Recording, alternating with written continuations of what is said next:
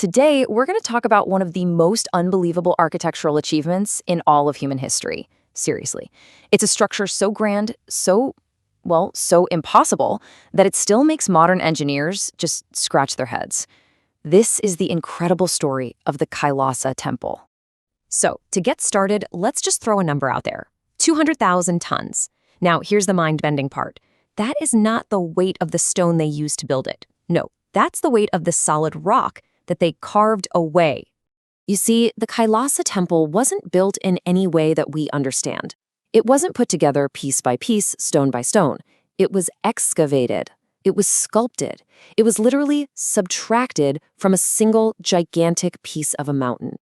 And that makes it, without a doubt, the largest single rock structure on the entire planet. And when you see it, it just leaves you with one single overwhelming question. How on earth did they do this? All right, let's dive right in. We're in Maharashtra, India at the Ellora Caves, which is a UNESCO World Heritage site just packed with amazing rock-cut monasteries. But out of all 34 caves, Cave 16, the Kailasa Temple, is something else entirely. It's in a league of its own.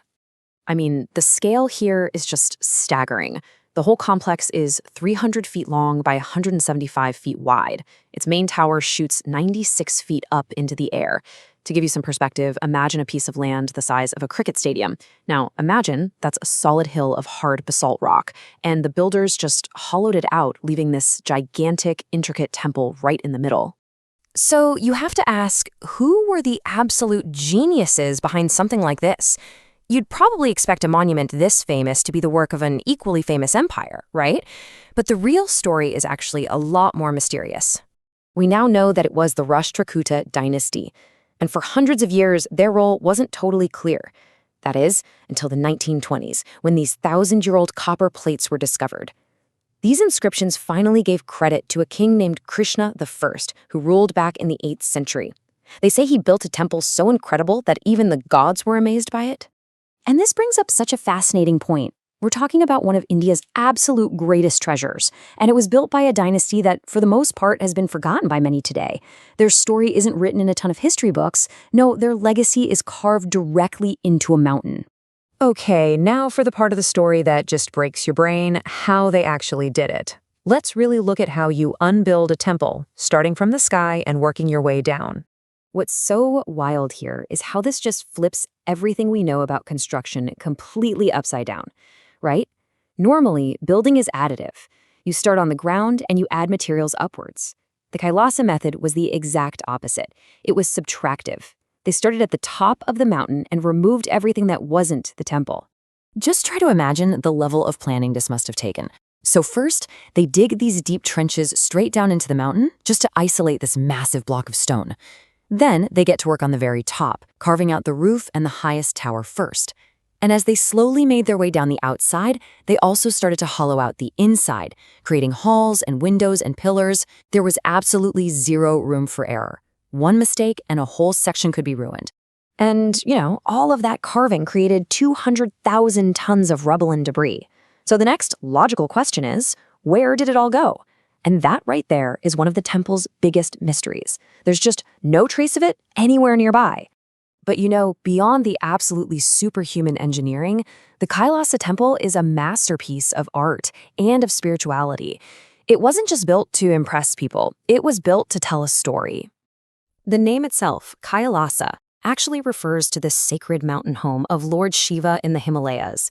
So the whole structure is designed to be his cosmic home on Earth. And down at its base, you find these incredible, gigantic stone elephants who look like they're symbolically carrying the weight of the whole universe on their backs. And literally every single surface is just teeming with sculpture. It's like a library carved into rock telling all the great epic stories of Hinduism. You can find whole scenes from the Ramayana, the Mahabharata, the Puranas, all these depictions of gods and goddesses and mythical creatures captured forever in stone. Now, whenever we're faced with something that seems so far beyond what we think is possible, it's pretty easy to reach for some fantastic explanations. But the truth of the Kailasa Temple is, I think, way more impressive than any myth.